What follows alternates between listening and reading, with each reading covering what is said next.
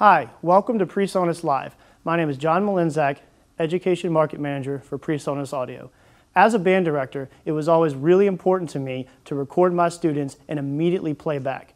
It's really valuable for the students to hear themselves and make decisions about what they sound like versus me constantly harping on them for the same things.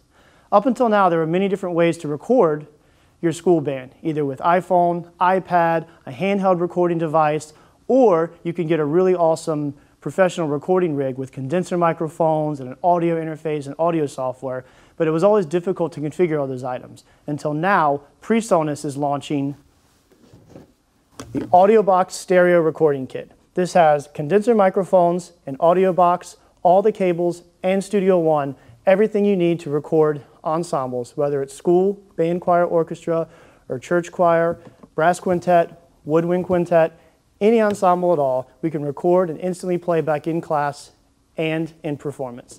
I'm here with the East Ascension High School Marching Band and Concert Band, of course, and we're going to open up with a great fanfare that we're working on for our upcoming winter concert.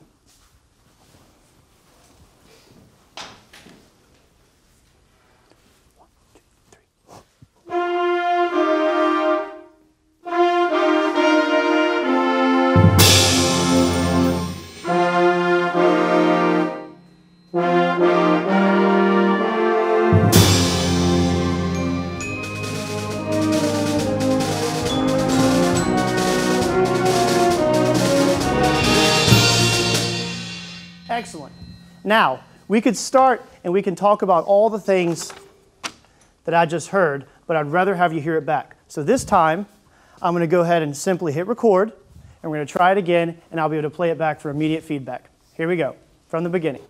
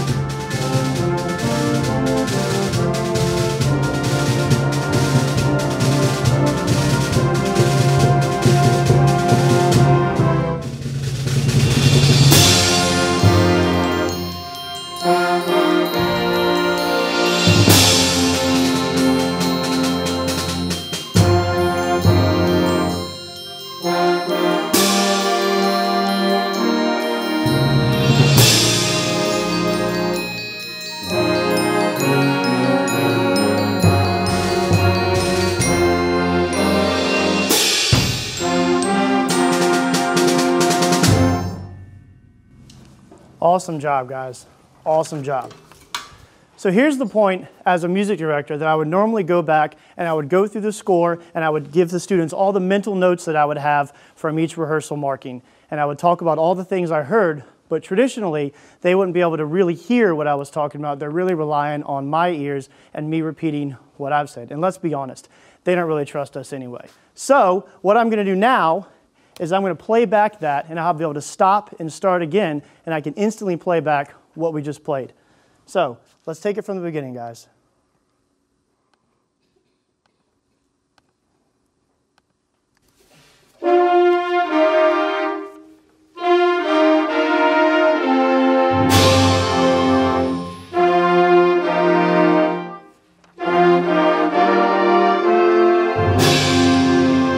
Cool. One thing that you notice right away. Yes, ma'am. Trumpet hung over in one of the sections, right? Trumpet lasted too long. So we're not cutting off right on beat one. Excellent. Give me one more thing. Yes, sir? We didn't always start together. You didn't always start together. So, attack together, release together, right? The great thing is, now the students are recognizing this, and they'll go back and play it and listen better. Let's actually play just that much while that's fresh in our heads. Just the first, stopping before measure 9, stopping on beat 2 of measure 8. Here we go. 1, 2, 3, and.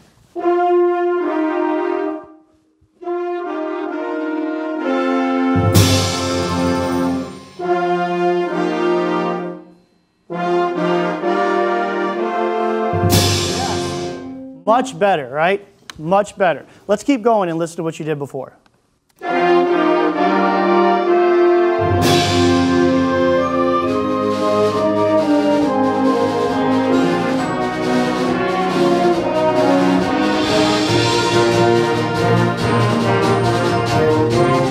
What's going on right there? Listen again. I want you to tell me.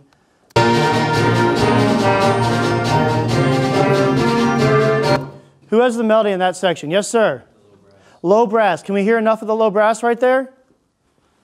Flutes and clarinets. Did y'all know the low brass had quarter notes right there that were accented? No? That's okay.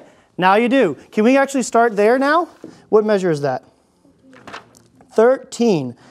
All right, I want to start right in measure 13. And I want to hear 3 measures, and I want you to listen for the low brass. Make sure your bells aren't in the stands you're playing out. Here we go, measure 13. 13 through 15. 1, 2, 3, and. Good.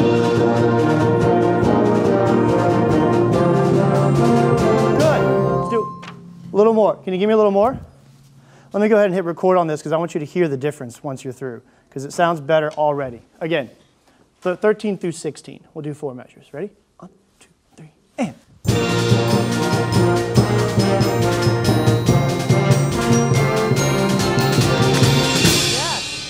Awesome, awesome, awesome. So let's actually listen to what we played the first time. Let's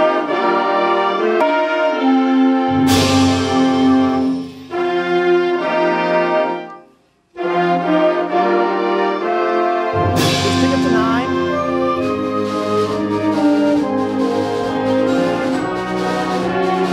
Here's 13.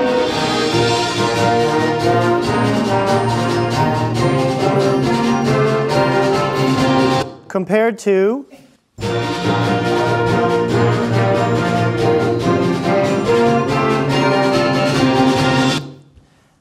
much, much better, right? Much, much better. Excellent. So I can use many things to record my students, but when I record directly in my computer using Studio One, I can instantly see where to start and stop the files in rehearsal so I don't lose any time. With handheld recorders or any other device where I might have to rewind or try to start right on it and go back, I don't have the ability to have instant playback, which is really important for rehearsals. Let's keep going through and see if we can catch one more thing I want you to hear. Now I'm going to start where it settles down just a little bit. It's 29.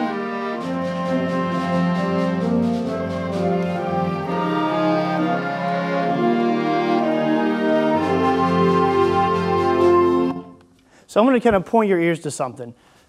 Sometimes I just play and let the students pick up on what they want to talk about, and sometimes I do focused listening. So right now I'm going to direct them all to listen to one particular thing in the music and see if we can pick up on it. Starting at 29, the melody starts on 2, 3, 4 every time. And it keeps reoccurring. Even as it passes around the band, we get 2, 3, 4, 1, 2. So I want you to listen and tell me if you can hear the melody starting on 2, 3, 4 every time. Start it right on 29.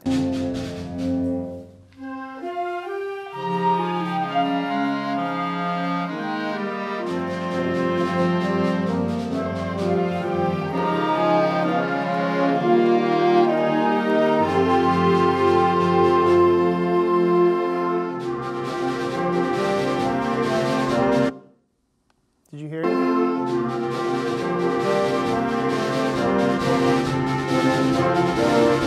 Cool. Can you hear that 2, 3, 4 constantly? Or are we missing it? Because right before 37, I didn't hear any trumpets at all. Okay? So when you have a quarter rest followed by 2, 3, 4, between 29 up until where we just stopped, which was going into 46 when we get the introduction melody back again, I want you to really bring out 2, 3, 4, not da da da, but da, da, da. 2, 3, 4 every time. Can we play 29 through the downbeat of 46 and make that change? Okay, 29 through the downbeat of 46. Here we go. We're going to actually pick up to 29, so I'll give you 3, 4, 1. Ba, da, da, 29. Make sense? I'll tell it again. It'll be 3, 4, 1. Da, da, da, 29. Got it? Here we go. 3, 4.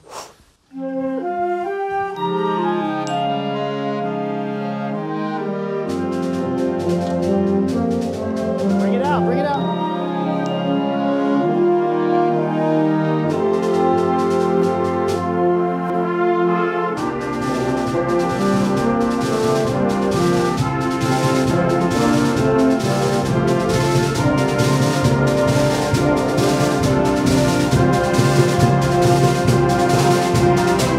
Thank you so much. I want to play back and tell me if we made a difference.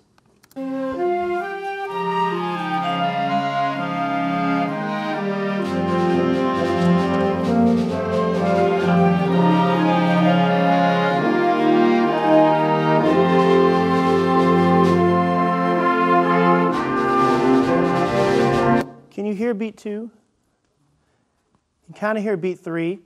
I can hear B flats and B naturals on beat 4. Trumpets, right?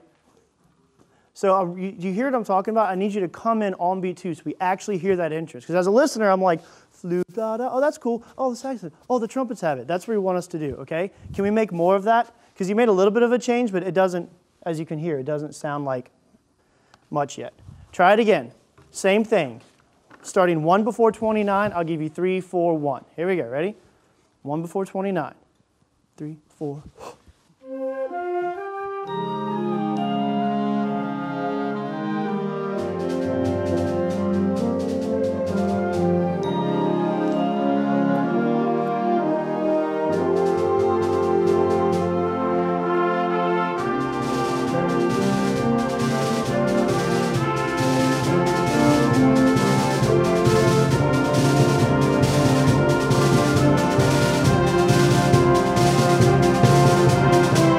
Excellent, excellent. You'll hear much, much better that time.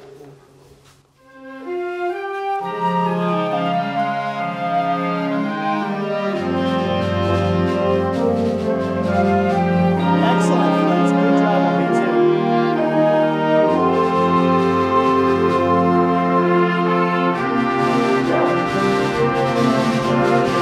2. Good. It's better, right? I can hear more of it. We're still losing beat 2, but we can maybe bring some of the whole notes down there. But we'll work on that next time, okay? Cool? Let's listen to the last half of our run and see where we were.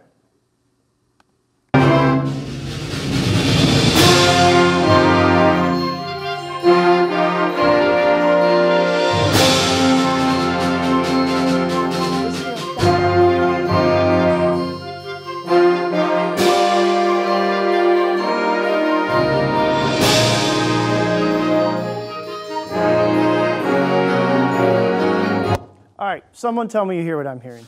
What do you hear?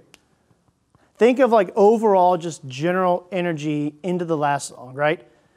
We just moved from marching band to concert band, so we're kind of taming down a bit, but this is a good concept here because this is the end of the song. This is the big fanfare number. What do you hear energy-wise? Yes, sir. A lot of woodwinds. That's not a bad thing. Yes.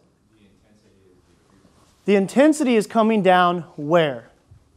That's good. It is. Let's actually let everyone answer that. Let's listen back. 46.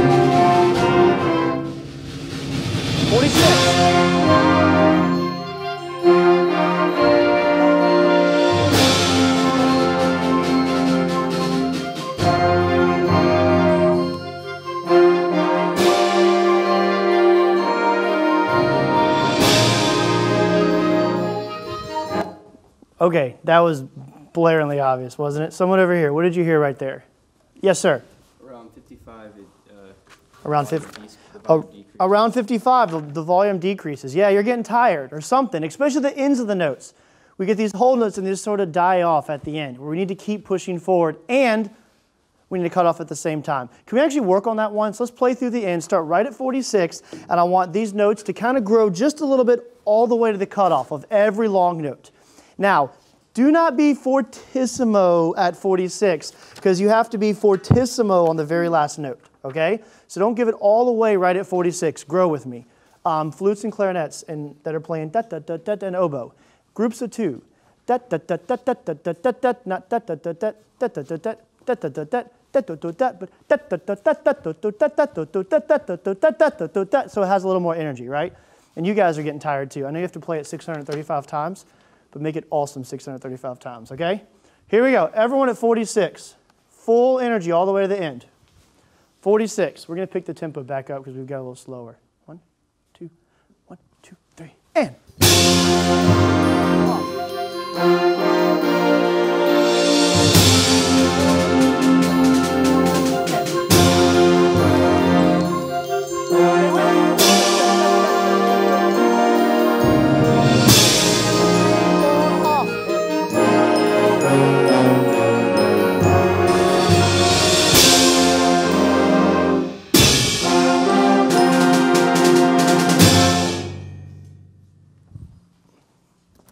Okay, that was awesome.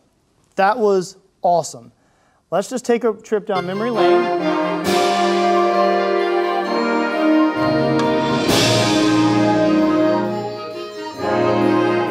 Right?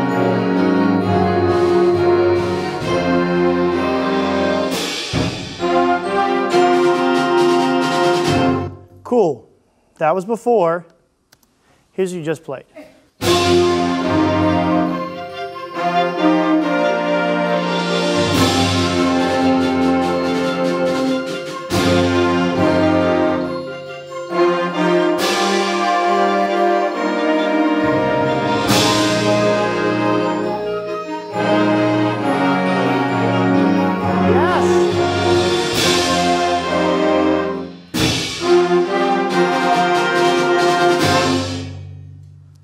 That was awesome. Excellent, excellent job.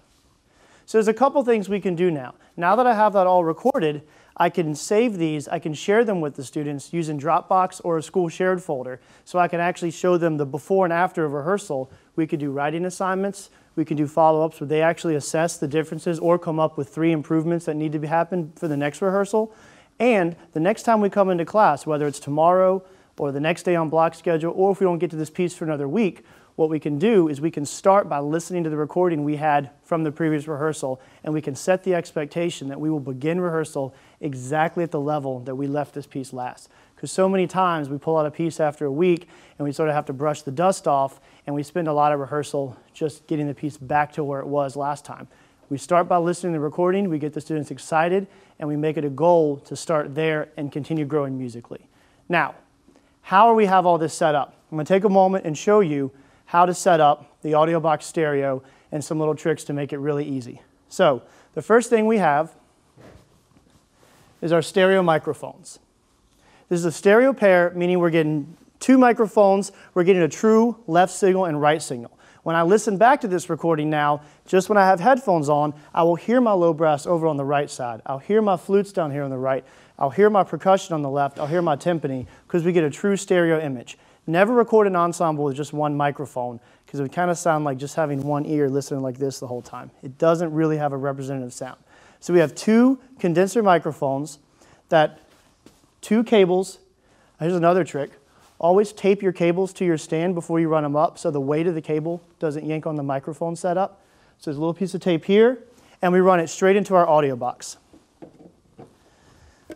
The AudioBox USB is what we're using in this. It is a recording interface. It has 2 inputs for left mic and right mic. It has input volumes for each channel. It has a mixer, which allows me to control input to playback. This is really important because I can tell the AudioBox to send the signal from the microphones straight to the speakers, or I can tell it to only send the signal I play back from the computer, which of course is what I want in this setup. I turn my mixer knob to playback.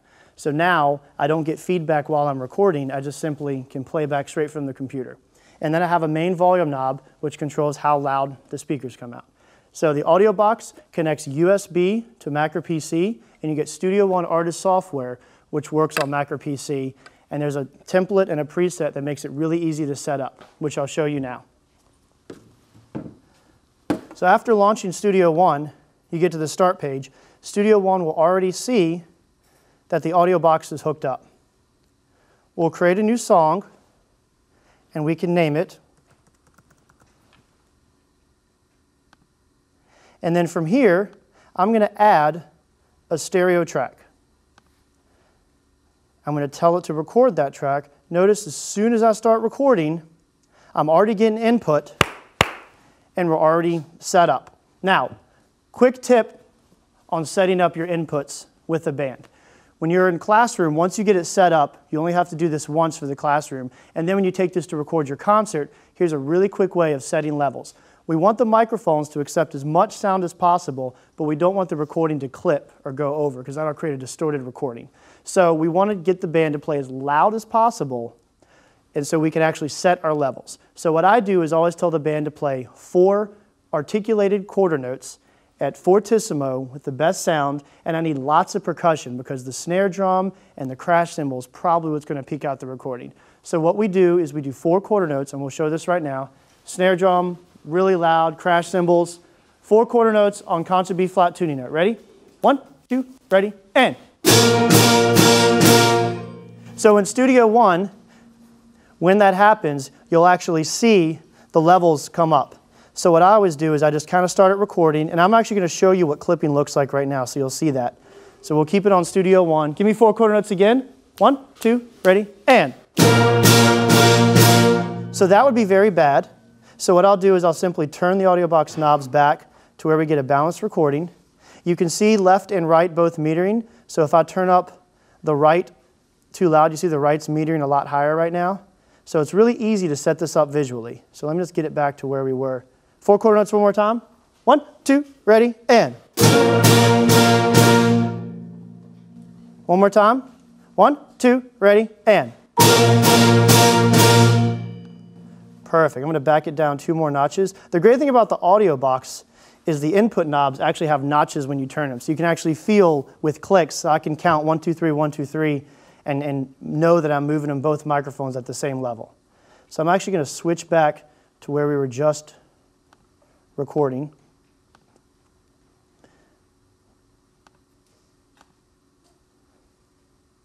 Now, I mentioned before about using Dropbox. In Studio One, all of your files are accessible in the Browse menu. So I have a Dropbox folder, or you can have a student folder. So if I want to send the ending of the song we just did, I can actually take that ending. If I really want to get fancy, I can just clip it, make it short, and I'm just going to drag this right to the student folder, and it's exported. Now, when the students go home, they can open up their Dropbox folder, or they can open up their folder at home, and they'll just double click on it. The song will play right in any media player on their computer. Or I always encourage students to use Studio One free so they can actually drag the audio in and see the waveforms at home while they listen to it. And you can download Studio One for free to use at home, and you get Studio One Artist version with the AudioBox Stereo. So with that being said, I want to talk about monitors just for a second. When you're playing back to students, it's really important that you're playing back with the same audio that they hear. We want them to have an absolute accurate representation of what they sounded like, both in dynamic range and balance. And you noticed when I was in rehearsal and playing back, we were talking about crescendos and decrescendos, and they actually could hear that being represented. We are using PreSonus Aris studio monitors for this. They're perfect for recording and playing back in class because you have a flat frequency response and you have a good dynamic range. So the most important thing about this is we get an absolute accurate reproduction of what the kids sound like. And if they say, is that really what we sound like? You say, absolutely, that's really what you sound like. This is important whenever picking speakers because a lot of computer speakers or consumer audio is boosted at certain frequencies to make pop music sound good. So you want to be careful because you can play back to your students. If you're just listening on your computer speakers or something else, you may have the frequencies boosted and you may be telling your clarinets to play softer and your low brass to play louder. You may be balancing the band based on the speakers and not actually what the band is sounding like. So I'd strongly recommend a great set of studio monitors, preferably the PreSonus Aris studio monitors. So moving forward, let's actually play another piece. Let's do some more rehearsing here. Let's take up Shenandoah.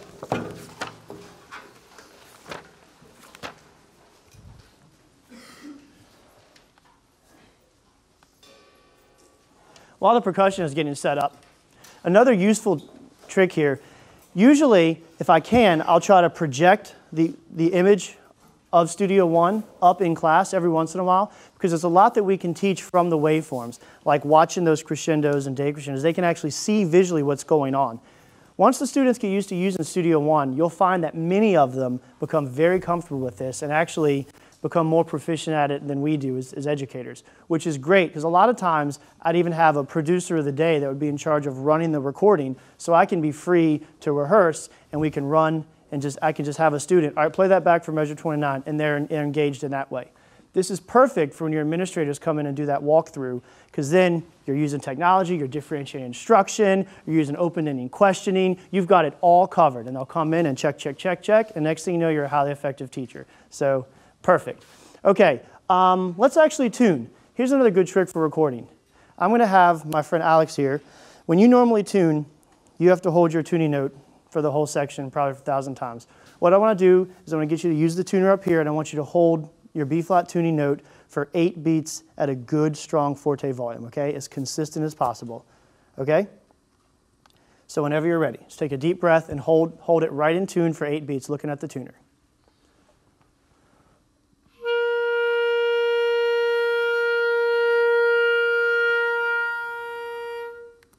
Great.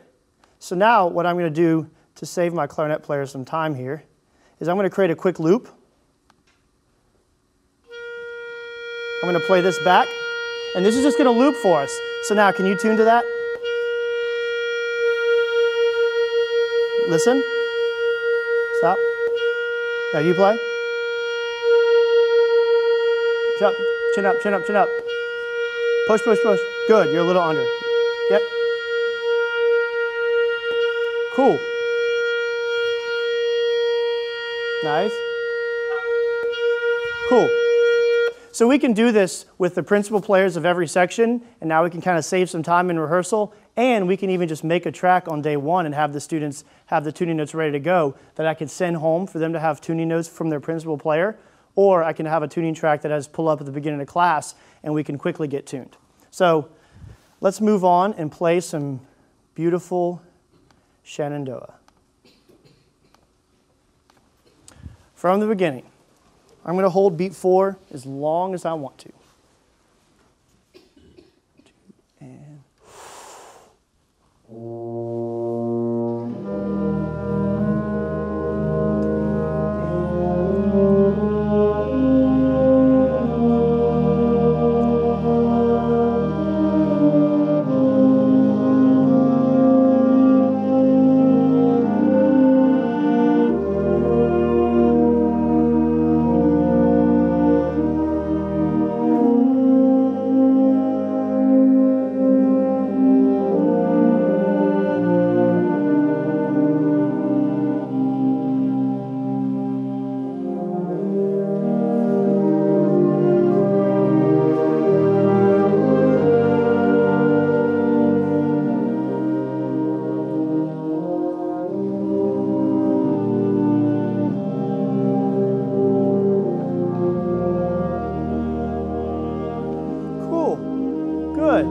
beautiful, beautiful, beautiful sound. I want you to listen back and see what you can pick up.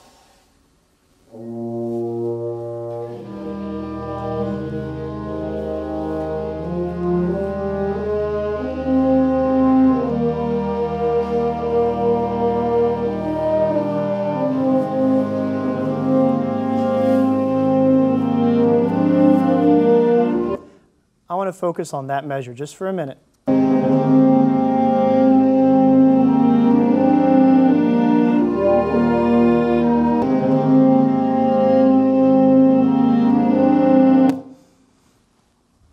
What do you hear? Yes, sir. You're not moving with the accompaniment. This is a very simple texture as far as melody, accompaniment, right? You are not moving together. Let me ask you guys a question. In measure 3, what does the accompaniment have rhythmically?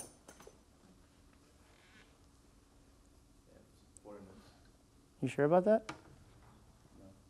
As a guess? Good. It was a good guess. They do have quarter notes. So now what I want to do is I want to get the students listening better to the accompaniment, because if the low brass knew that the clarinets had moving quarter notes, they can tune into that and listen. So here's what I want to do. I want just the accompaniment to play so the low brass can listen, and I'm going to record it. All right, just the accompaniment, and don't rush the quarters, okay? So they play on beat 4. I'm going to count 3, 4, and then bring you in on beat 1, because I'm going to give them a cue. I want you guys to listen. Accompaniment only. Ready? 3, 4, and...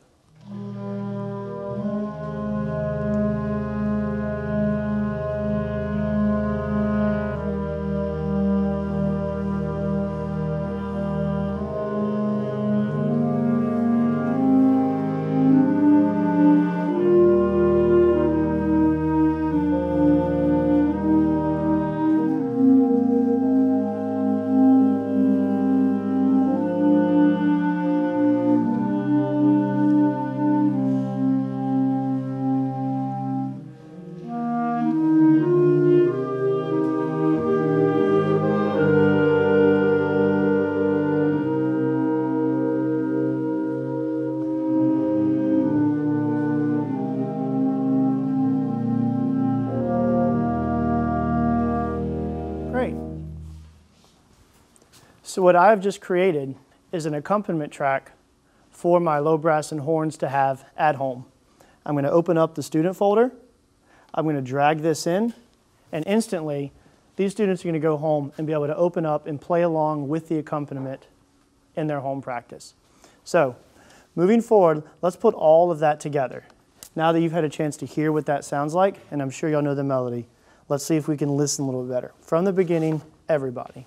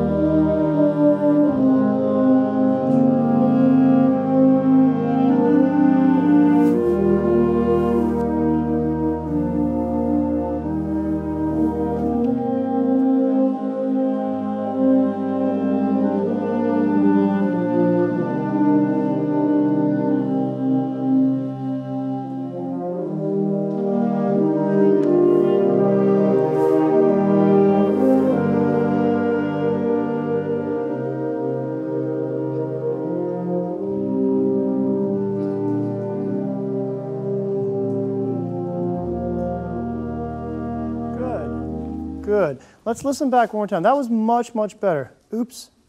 We can't listen back. I didn't record it that time. Shucks. If I had recorded it, I could have them listen and hear what I want them to hear, which is in measure 6. I need all the clarinets and accompaniment to hold that note all the way to beat 1, because it's a big, big drop. Some of you are cutting off on beat 4. You have an 8th note on beat 1 of measure 7 in the accompaniment, and I really need you to hold all the way to beat 1 and just take a quick breath.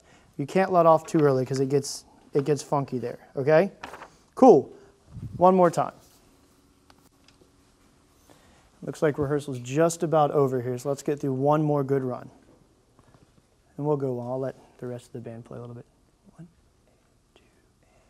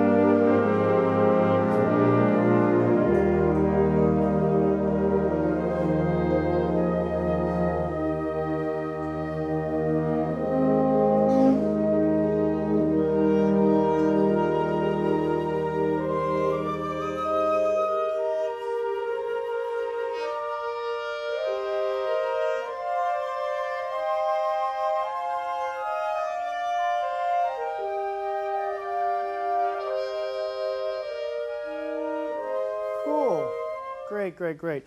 This is a point where I would definitely go back and just record that clarinet accompaniment so my alto sax soloist and my flute soloist have something to play along with and tune with. This is a great, great example of where that would be beneficial. So, now, generally what happens at the end of a class, we do a full run, the bell rings, everyone scatters. Again, I'm letting Studio One record for the entire class. So it's there, it's saved. Next time I come in, I can play exactly where we left off. I can even, as a director, and I've been known to do this too, when classes are changing quickly and I'm trying to make mental notes to myself, I can walk up and say, okay, next rehearsal I want to pick up on that, I want to work on the, and I can tell myself what I want to do right to the microphones, and I have it on the recording. So then I'm prepared for the next class. So, AudioBox Stereo, 2 condenser microphones, 2 XLR cables, AudioBox recording interface, hooks USB to Mac or PC.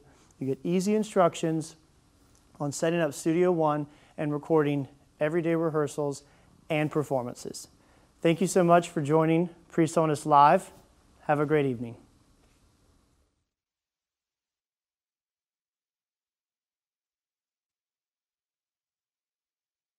Thank you.